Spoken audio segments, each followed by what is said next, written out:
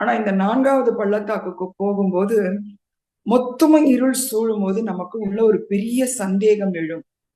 அது நார்மலா இருக்கிற சந்தேகம் கிடையாதுன்னு சொன்னார் இல்லையா? அடி ஆழத்திலிருந்து எழக்கூடிய சந்தேகம். அது எதை கேட்குமா? இது வரைக்கும் நான் போன பாதை கரெக்ட் தானா? நான் ஒரு தவறான பாதையை தேர்ந்தெடுத்துட்டானா? இந்த ஆன்மீக பயணமே ஒரு முட்டாள்தனமானதான்னு கூட சொல்லுவேன்.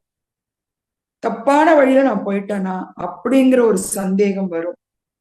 இது எல்லாமே ஒரு வகையில நான் படிக்கும் போது தோணுது, நமக்கான தேர்வுகளா தான் இருக்கும்.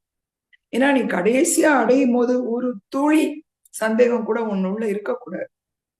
சொல்லுவாங்க, ஒரு மிகப்பெரிய பாலுல ஒரு துளி விஷம் கலந்தா போதும், மொத்த பாலும் கெட்டு போகுது. அப்ப நம்ம அந்த நிலைக்கு அடைய முன்னாடி நமக்கு வரக்கூடிய எல்லா தடுப்புகளுமே நம்மளை புடம் போட்ட பொண்ணு ஆக்கிறதுக்கு தான். அதனால எதையுமே நம்ம கடினம்னு நினைக்க வேண்டாம்.